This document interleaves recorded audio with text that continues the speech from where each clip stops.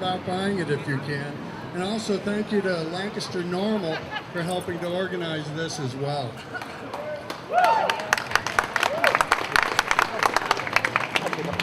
I'm here to tell you, among other things, that marijuana laws hurt you more than marijuana does. And you probably all know that. We're here today to change that. You can see I'm trying to use my own teleprompter here, and it's not working great.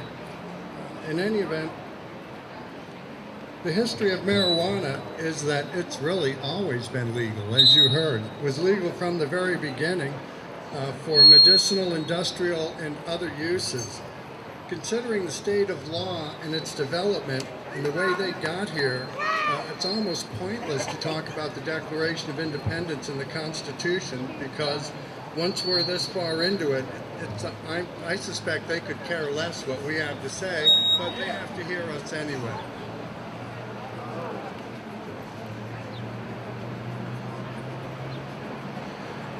I want to start by incorporating by reference, as if set forth in full, all of the other arguments of all of the other people in all of the other states that have legalized marijuana, as if set forth in full. We need to be hearing those states and what they've said there. There's not much we can add to that. They're right. They've changed their law. We need to change our law.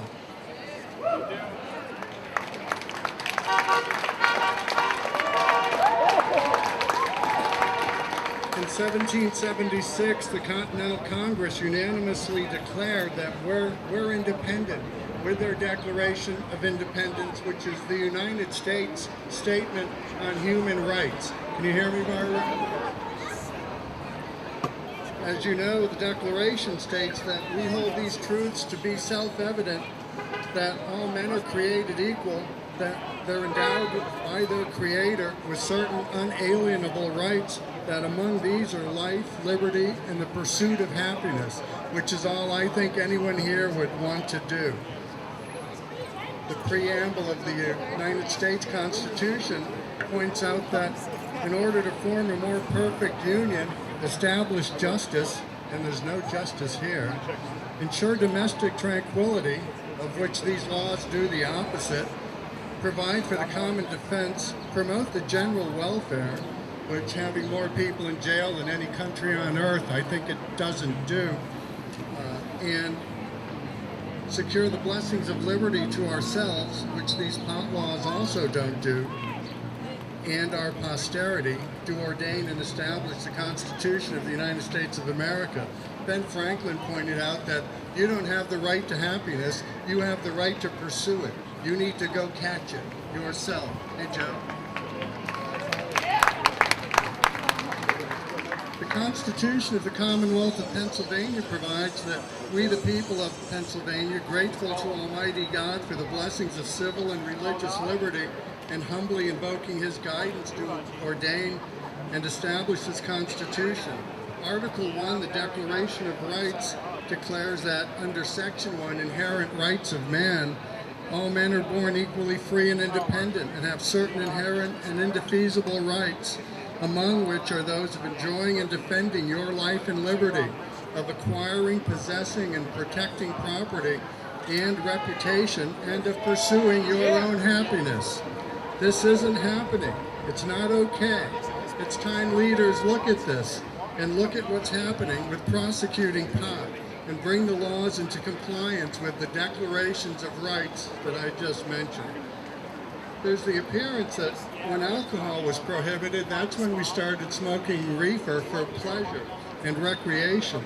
The federal government didn't take that very well and banned it in 1937, and here we are.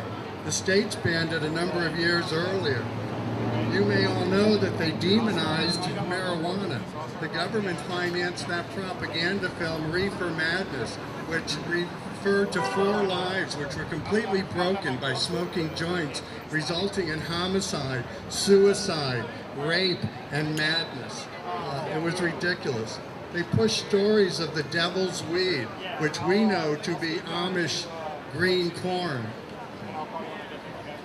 Their view was, warning you all, beware, young and old, people in all walks of life, Marijuana is a killer drug, a powerful narcotic in which exists murder, insanity, and death, on which I call bullshit.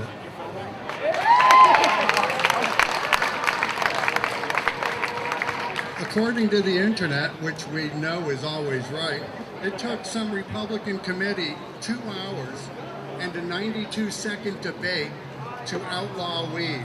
And that's that, and here we are. It's gone through a number of changes since then, including the Marijuana Tax Stamp Act, which sort of said you can't have it unless you have a tax stamp. But if you bring it to us to get a tax stamp, you've already got it without one, and you're in deep shit and going to jail. So they never issued a single tax stamp in all that time.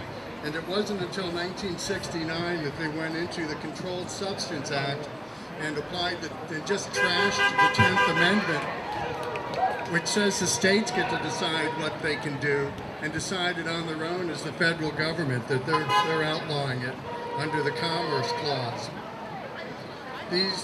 And it's been the federal government in Pennsylvania that put pot on the same list and schedule of drugs, Schedule 1, as heroin, opium, ecstasy, and meth and other kinds of drugs. I think we need to just line the word marijuana out and leave the rest where it is.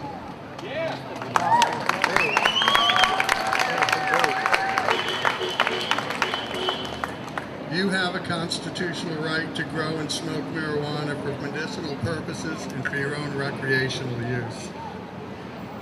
Presently, we're having this conversation in the country about the Second Amendment and right to bear arms and have guns. And it's interesting to me that the legislators completely submit to the NRA.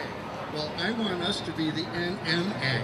I think there's more pipes than guns in this country.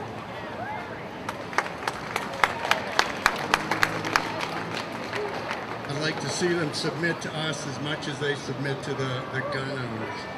Because this is not a Second Amendment right to a gun and ammunition. This is a right to liberty in pursuit of happiness.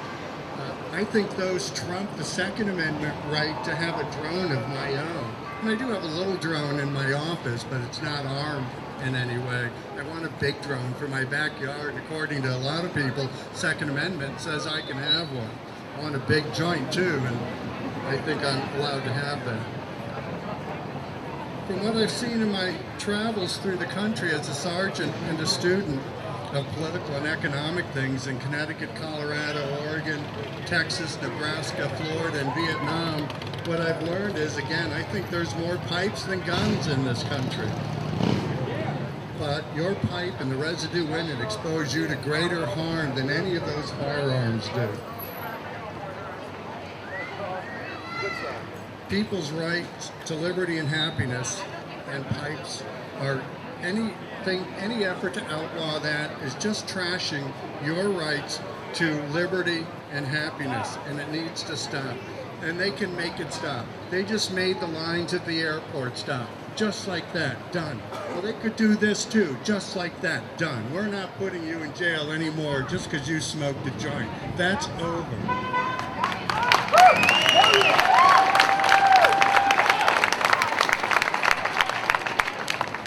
I talked about the NRA and I called us the NMA, but I think you're all normal.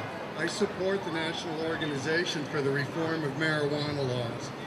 I think there's more of you than there are gun owners. Again, more balls than guns. Powers that be, hear us. Change these laws, fix these problems. That's what their job is, and that's why we sent them there.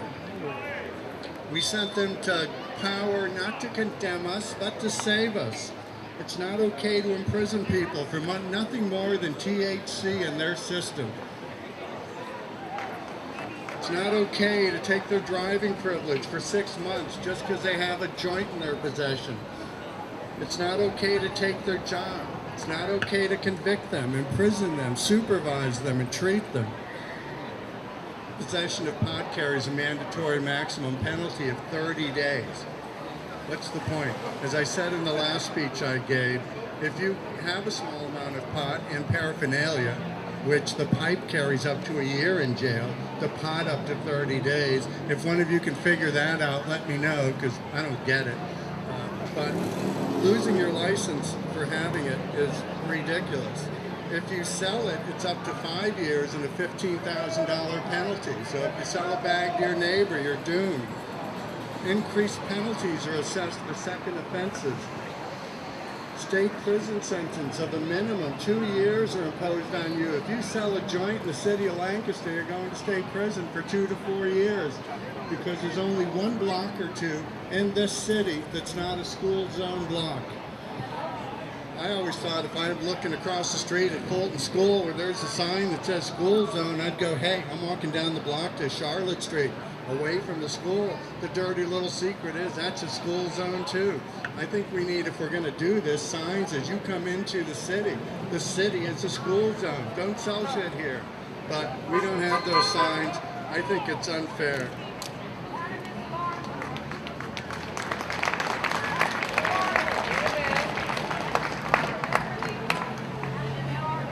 You'll also get a minimum 2 to 4 years for selling it, or there's also weight mandatories from 2 to 10 pounds, a minimum 1 year. That's just ridiculous. Also, a little matter of your DUI. If you drive your car with THC in your system at levels that you're not even impaired, how's that work?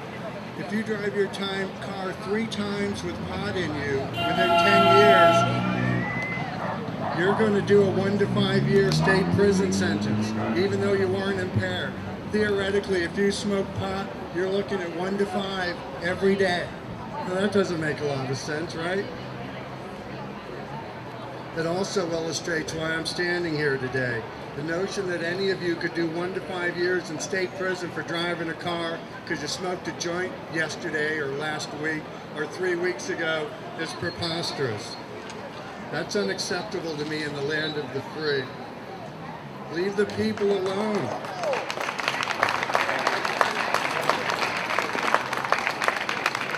Let them grow and use that plant. Of course, they say you're not growing marijuana. They call it manufacturing. I live in Hempfield. I guess that was once a manufacturing town. Reefer Madness, the old black and white movie, is no longer the madness. The reefer madness in our time is the legislators still believing the misinformation and laws that are justified by that misinformation. They consider it good information and consider those good laws. The madness is prohibiting hemp and cannabis and classifying it with more dangerous drugs. If the government would look at the countless memes I see on Facebook, they would see the endless benefits of hemp and cannabis, industrially, medicinally, and for your own recreation. I want to demand no more searches because of the simple scent of the plant. I demand no more criminal complaints for the simple possession of pot or a pipe or papers. I demand no more DUIs for level of THC if you're not impaired. I read something somewhere that Washington tried to find out what that level of impairment would be, and they baked a bunch of people, and everyone kept driving fine. So they couldn't find out. So they decided if your driving sucks, you're DUI. If your light's out and you smell like smoke, you're not DUI. That sounds right to me. I don't know that that's the last word.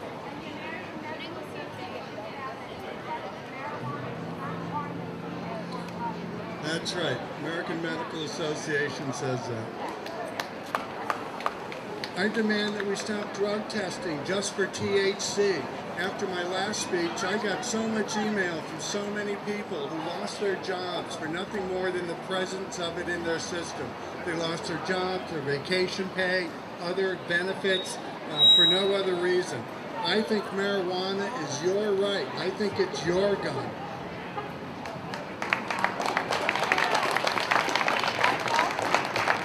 There's no way the criminalization and penalties associated with pot and the imposition on your freedom and finances is consistent with the rights of man, liberty, and happiness.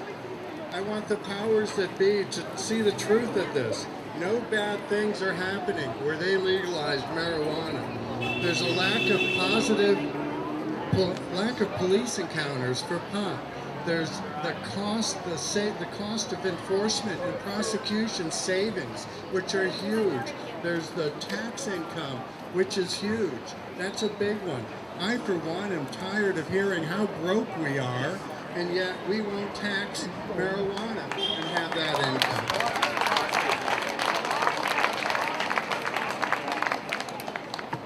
Powers that be, you grant the people a right to have guns and ammo. Let us have pipes and marijuana too. Continuing prohibition hurts you, hurts the community, hurts the state in negative social and economic ways. Convicts have trouble having a life. They ruined it. They need to stop. Hear them. Hear you. Hear us. Stop prohibition today. Legalize marijuana. Let it be what it's always been. Hemp 2. Erase the words. And don't waste our money prosecuting it. Don't steal our freedom and lives for no good reason. It's their sworn constitutional duty to do that. We expect and demand that they do that. They need to educate themselves. The legislators need to get their heads straight, or they need to go to Colorado and Washington and get them unstraight and see what's up.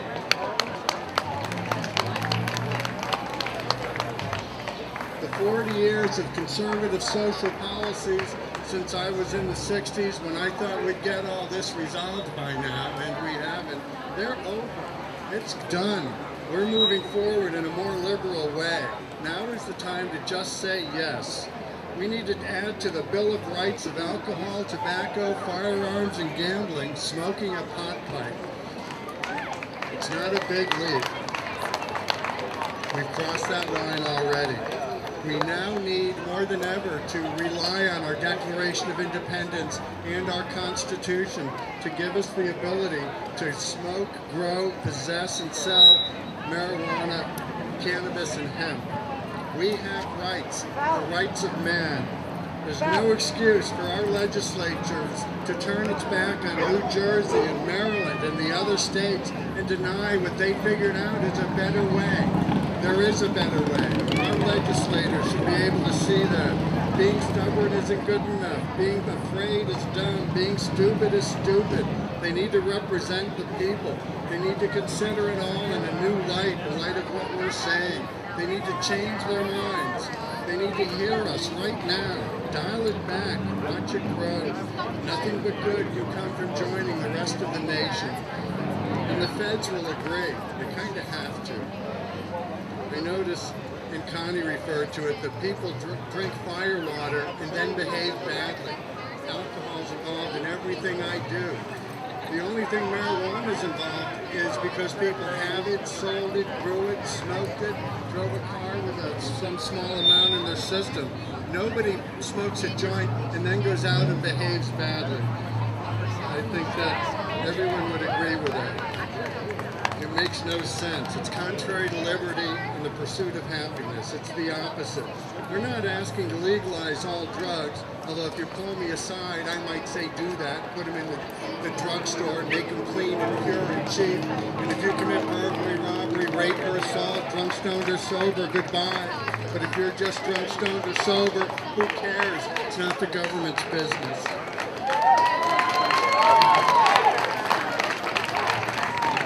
The weed is now growing in America, legally. It's a beautiful thing.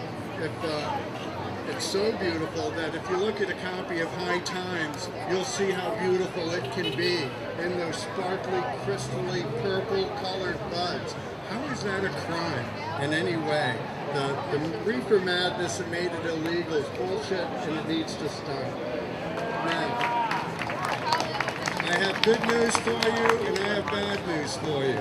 The good news is I think Obama, as his last act, will change this and stop federal prosecution of what states want to do. How can you wear a straw hat and smoke joints in a car with your friends and become president and then look at us and go, nah, not doing it. That's not going to happen. you'll see him change the federal law. That will be his gift to us.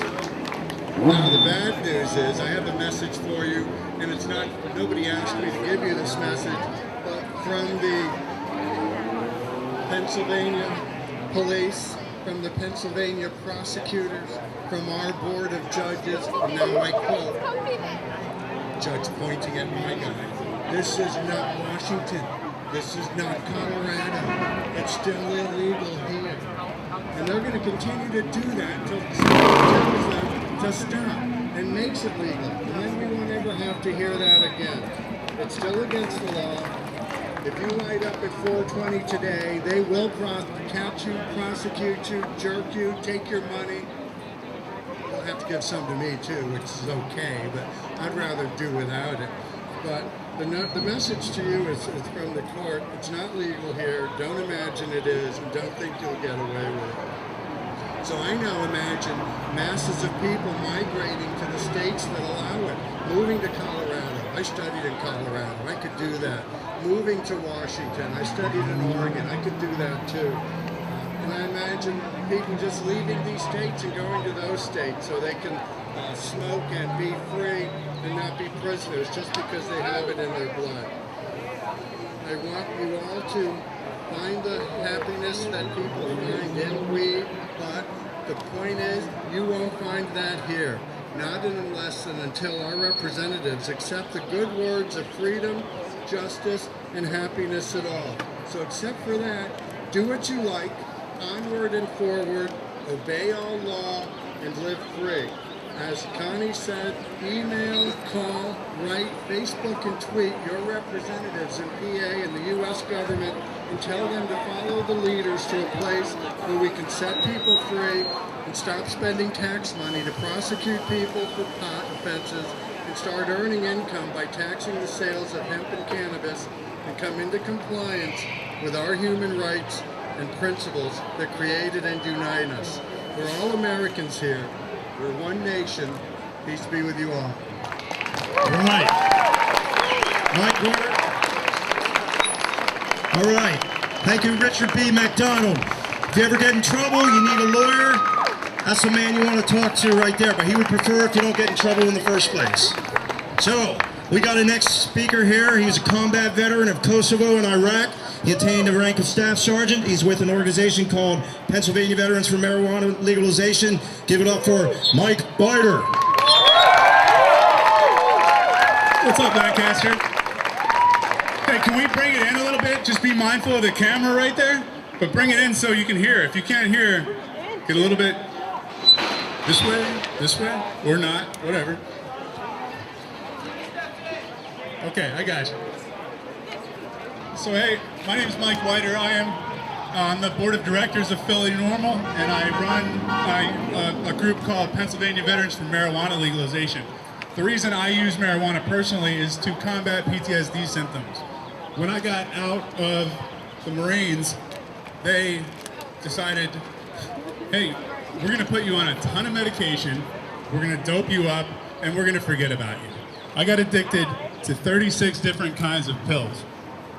I've been on methadone, I've been on benzos, I've been on, you name a pill, and I could probably tell you all the facts about that pill, because I've been on it. So a couple of months ago, probably about 10 months ago, I decided that I was just gonna quit taking all the pills and smoke pot instead. I hadn't smoked pot since I was probably 17 years old. Okay, I'm 36 now. So I started smoking pot again 20 years later, almost 20 years later. But when I started smoking pot, I started getting out of the house more. I was a recluse. I stayed in my house all the time. I didn't leave the house. I was scared to leave the house because when you have PTSD, it manifests itself in different ways. It makes you agoraphobic, which is afraid to leave the house because you think everything is bad. Like, I used to look at cases like that sitting on the ground and think it was a bomb because when over in Iraq, I'm sure you know about IEDs, right? So, that stuff happens all the time. But anyway, so I started smoking pot, and now here I am speaking to you guys. I'm advocating for other veterans who I'm advocating for other veterans who are getting addicted to these medications and becoming addicts, and they should just start smoking pot instead, because it is so much safer than any other medication. You get addicted to this crap and you can't get off of it. Marijuana is not addictive at all. I haven't smoked pot in 3 hours. And I don't need to right now, right? For at least another 15 or 20 minutes. What time is it? All right, so, hey, who here considers themselves an activist? Who here considers themselves an advocate? Do you know what the difference is between an activist and an advocate? Look at these guys who are out doing street team work and blowing this event up with flyers, right? That's activism. Getting out in the community and pumping stuff like that out, getting all these people here. Look at this. Look around you. This is great. So let me get back to my point.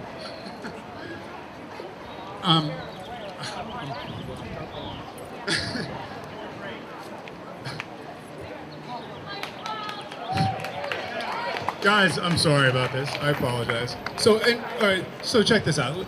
Let me give you an example of PTSD. I have been smoking marijuana for 10 months, almost exactly 10 months, actually. I haven't been on a road trip with friends since before I got out of the Marine Corps. Okay, I woke up this morning and I puked. I pulled a Donovan McNabb. I was nervous and I threw up like he did at the Super Bowl, right? So I calmed myself down about 3/4 of the way through the ride out here. And now I feel great. I'm out here speaking to you guys and I'm not nervous anymore. But that's just the way that marijuana helps me. It got me off of all these pills that I was addicted to. That's the biggest point I can make, is that the VA is turning our generation of addicts, my generation of addicts, of veterans, into addicts. And that's not fair to veterans. Why not legalize marijuana? And as I'm all about recreational use. I'm not just advocating for medical use. I'm all about recreational use. But thank you, Bo. Made me lose my train of thought. I advocate for medical use mostly just because that's what I use it for. That's what I think other veterans should use it for. The veterans that are addicted to all these other medications that are killing them. 22 veteran suicides a day. Do you realize that that's more people per day than get killed in Afghanistan per day? That's ridiculous. And it's because of these medications. Because the medications they give you have suicide listed as a side effect. You don't give that medication to someone that's already suicidal. So smoke pot and get off the pills. Help yourself. Nobody can tell you what to put in your body but yourself. Okay? And that's all there is to it. You should be the one who dictates what you put in your body, not other people. All right, I'm going to turn this over to Les because I am losing it, man. Les, thank you for having me out here. Right. Thanks, man. Blake White. Okay, the next speaker we have is a lead singer for a rock band called Fierce, and she's also the soon-to-be executive director of the newly forming Lancaster chapter of Normal. Ladies and gentlemen, give it up for the lovely, the beautiful, Miss Deborah Guy-Russell. Hey guys, what's up?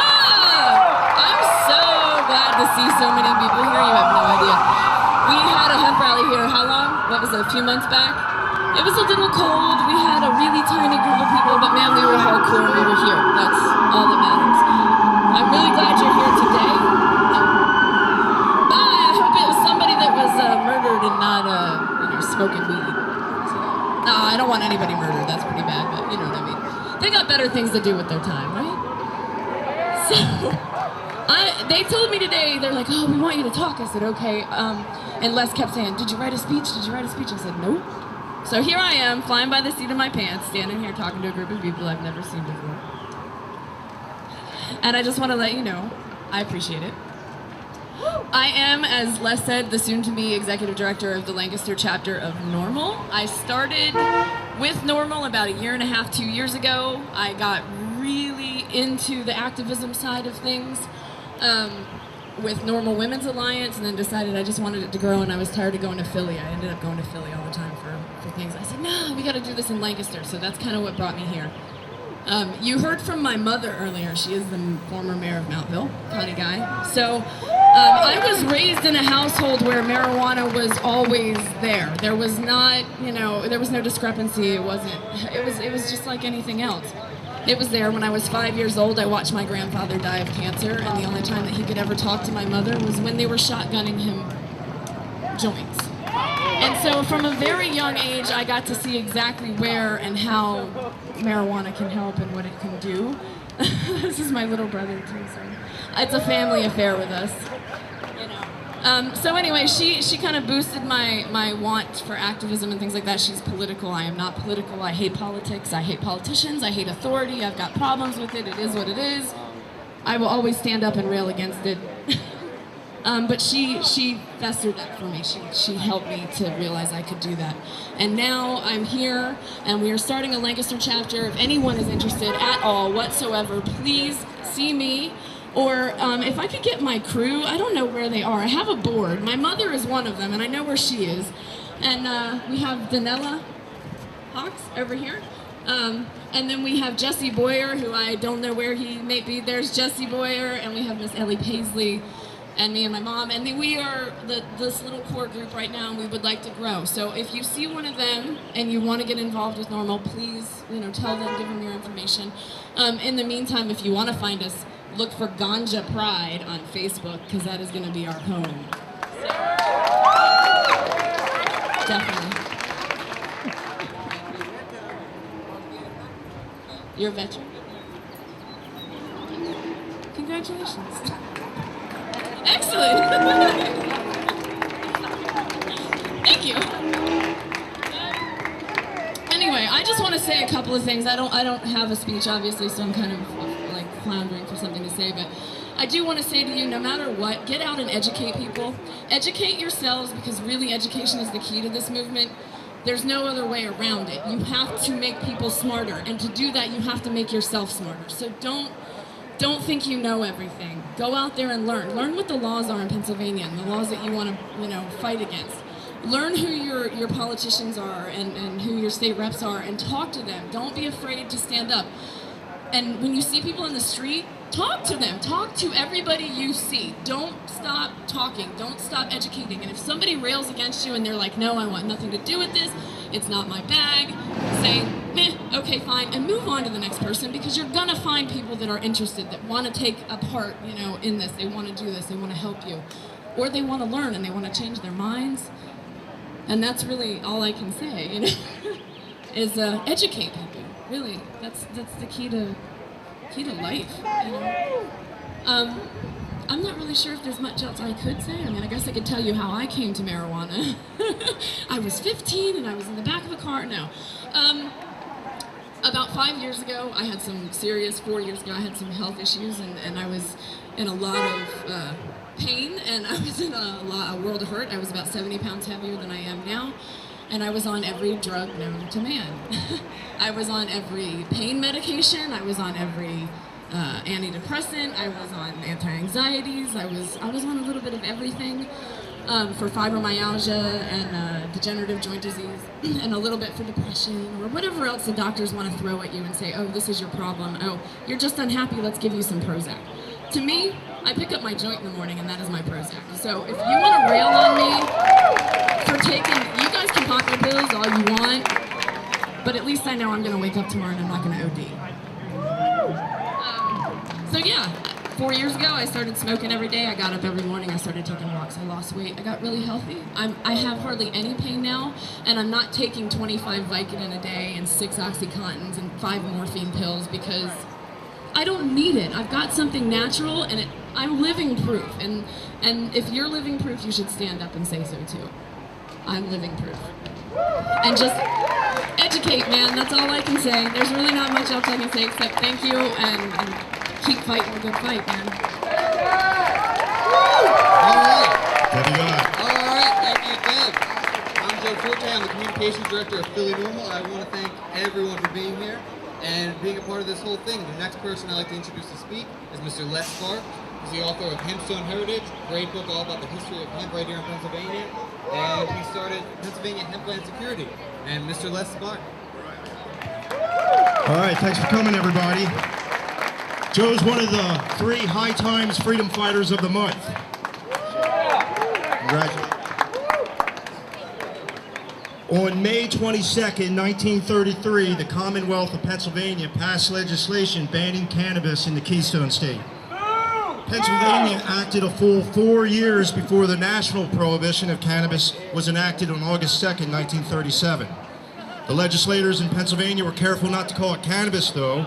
The people of Lancaster County and throughout the Commonwealth would not have been worked up about cannabis. Cannabis was used as medicine and had been for thousands of years. Old farm women used to smoke it in corncob pipes. One company over in Pelham Township in York County manufactured a product called cop syrup made from locally grown highly potent cannabis. Charlie Smithgall's grandfather used to sell cannabis tinctures, extracts, and various medicines in the famous and historic Smithgall's Pharmacy. Charlie, of course, was the former mayor of Lancaster City, a Civil War enthusiast known for firing off his own cannons quite frequently. During alcohol prohibition, which lasted from 1920 to 1933, the use of cannabis became quite popular in Lancaster and York counties. Even though most local authorities did enforce alcohol prohibition, a person was still facing arrest and jail time for being involved in the sale, distribution, or consumption of alcohol by the federal authorities. When federal agents raided the Owls Club, in which my great-grandfather was a bartender, they were shocked at how easy it was to get a drink in Ephrata. During this whole time, of course, there were 0 penalties for smoking cannabis.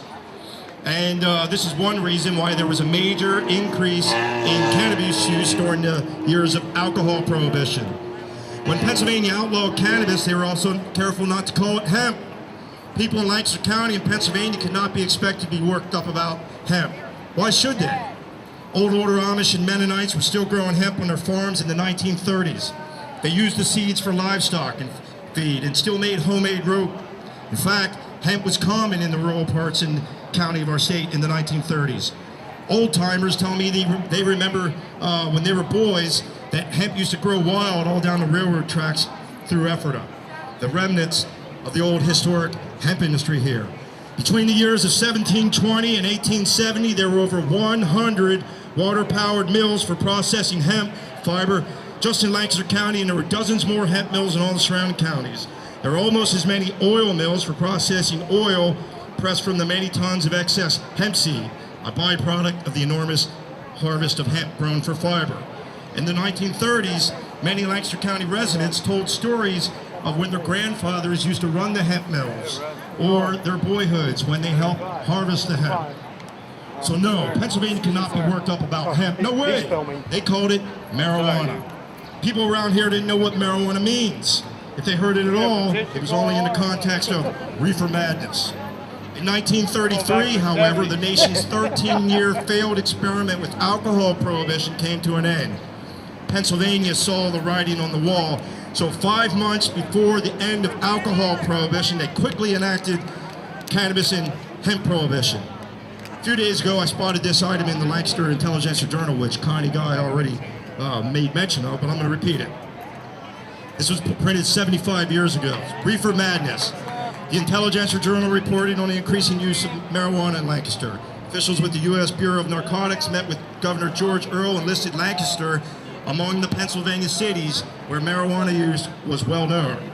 According to the intel, use of marijuana cigarettes in Lancaster is known to local police and has been under investigation for the past 2 months.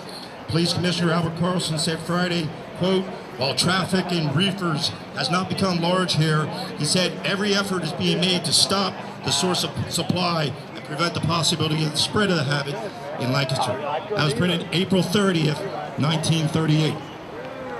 From news accounts of that day, we know that this investigation was being carried out and arrests were indeed being made, because 2 months later, on July 5th, 1938, the first person that we know of to be arrested for, quote, marijuana in Lancaster County was an 81-year-old man named Enos Schaefer. Enos lived on the New Holland Pike, a few blocks from here, over by Dolly's Laundromat near the McCaskey High School. Informants tipped off the police that Enos was growing the weed on his property, and the cops got on it right away, making the old man the main focus of their investigation into the pot problem of Lancaster. On July 5th, 1938, undercover agents went to Schaefer's property and found a long strip of hemp growing along his garden. Enos was not there, so the agents started ripping up the plants out of the ground. When they had torn up about half the plants, they got the word that Enos was spotted in a local tavern, so they went out to get him. And they found him, they said, "Are you Enos Schaefer?" Enos said, "Well, yeah, that's me."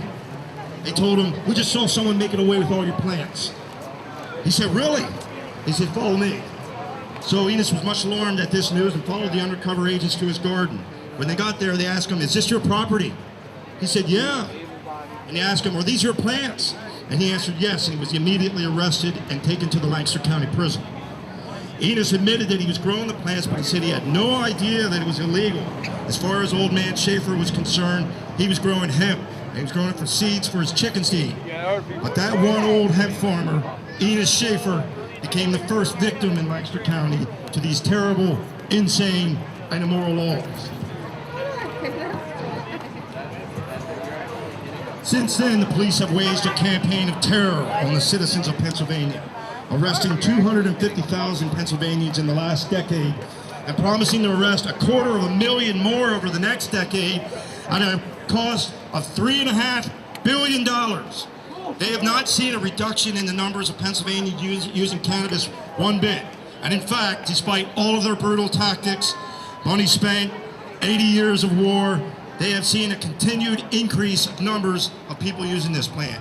The only thing they have been effective at is stopping sick people from using it as medicine and stopping farmers from growing hemp as an industrial plant.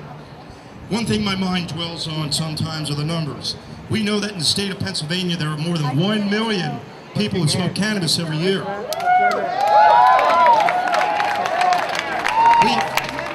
We currently arrest 25,000 people a year for cannabis offenses at a cost of nearly $350 million. Now come on, any fool can plainly see that you can never stop 1 million people by arresting 25,000. The people maintaining the status quo are basically defending this asinine and backwards policy that is so obviously doomed to failure on paper and in real life. I was a tank crewman in the Marines. While true, I was not a general or any other extraordinary master or tactician. Thanks. I did, however, rise to the high and lofty ranks of Lance Corporal.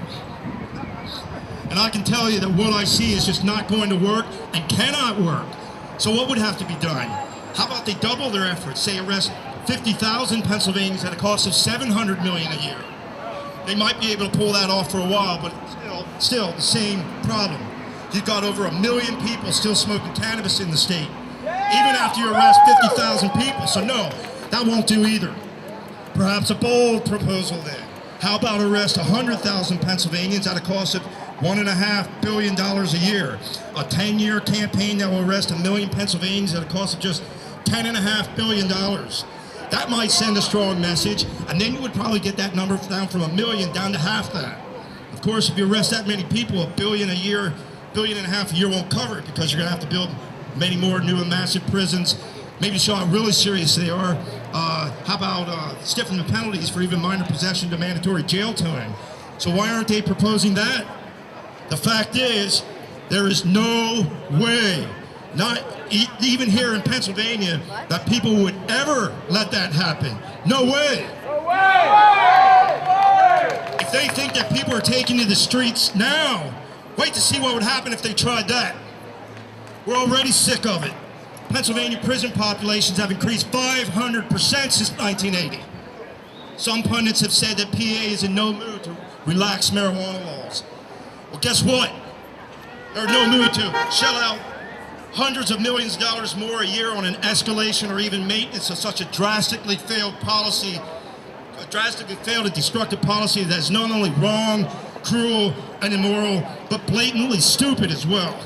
The status quo simply cannot be maintained, and change is coming, so obviously coming that it can be seen by all, even those who oppose it. If we do nothing and only maintain the status quo over the next 10 years, 250,000 Pennsylvanians will have their lives ruined or severely interrupted by arrests, while more than 1 million people a year continue to keep an underground, chaotic, unregulated market controlled in many cases by street thugs, criminal gangs, and large drug cartels going. How could that possibly be better than a legal market with common sense government regulations controlled by Pennsylvania businessmen? How?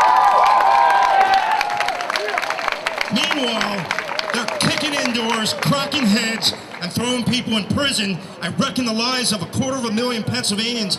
Over that same decade, the people of Colorado and Washington and probably Oregon and California and several other states will be living free, building their economies, funding schools and other worthwhile essentials, raking in over $1 billion a year in tax revenue in each respective states.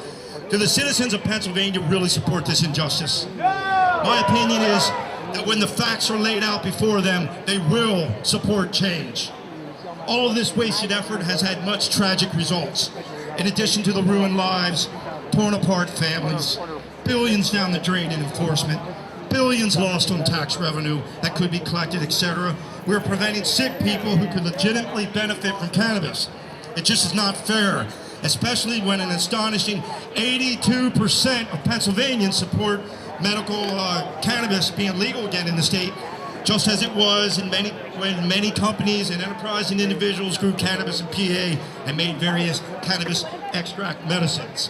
Lastly, the same madness that makes the social use of cannabis a crime has led to the ban on agricultural hemp. This crop was grown by virtually all of our early ancestors, including my own, in PA and every settlement in all corners of the state. Lancaster County alone, between 1720 and 1870, there were over 100 water-powered mills for processing hemp fiber, with dozens more in all the surrounding counties, and could be found in all parts of PA. The original Lancaster County township of Hempfield, just a few miles that way, was named for, quote, the vast quantities of hemp that were raised there. How dumb is it to ban a plant that is non-toxic, non-lethal, renewable resource for paper, plastics, fiberboard, hempcrete, biofuels, and thousands of other products? Our farmers want to grow hemp. Resolutions have been passed in favor of hemp by the Lancaster Farm Bureau, the Pennsylvania Farm Bureau, Pennsylvania State Grange, and the Pennsylvania Farmers Union. But the lawmakers are deaf and blind to what's going on. To me, as a former Marine who took a vow to uphold the Constitution settles the matter. Cannabis and hemp prohibition is illegal and a constitutional breach, even against our Pennsylvania state constitution. What do the people of Pennsylvania think? What do the polls tell us? Where does Pennsylvania stand on this issue? The national polls show that for the first time, the majority of Americans support re-legalization of cannabis. The people of Pennsylvania are no different. At least 82% of Pennsylvanians support medical cannabis, as revealed by a poll done several months ago by Terry Madonna of F&M. A recent poll last week, conducted by Muhlenberg College and commissioned by the Allentown Morning Call, reveals that while 40% of Pennsylvanians oppose cannabis legalization, an astonishing 57% of Pennsylvanians would not oppose full legalization of cannabis in the Keystone State.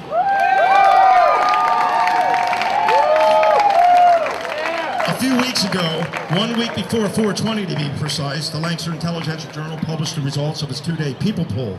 They asked the question, should PA legalize marijuana?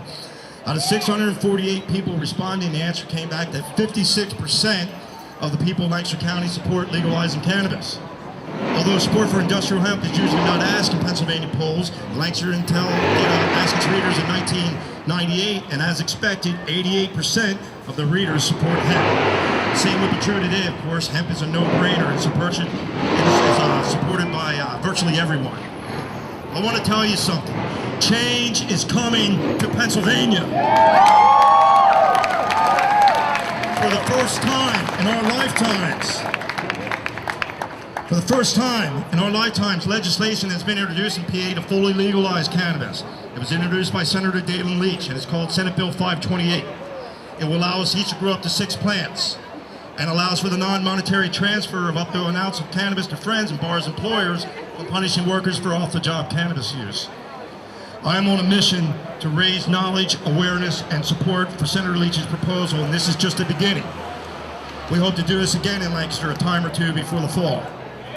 And rallies in York and Reading, plus many more lectures, debates, town hall style forums, and other venues around the state. I hope you support me on this mission. Make sure you go to the Facebook page, Pennsylvania Hempland Security, and we will keep you informed of all upcoming events and how you can get involved to help bring about our victory. I fully support State Senator Leach's proposal to re-legalize cannabis in Pennsylvania and urge everyone to get the word out. Contact out your local representatives, support Senator Leach, and do all we can to get the message out in PA to help create real, profound, and indeed revolutionary change. People may doubt that Pennsylvania will do it, but we sure as hell aren't going the other way. Sooner or later, the people of Pennsylvania will demand change, and it will happen. Always remember that I told you this.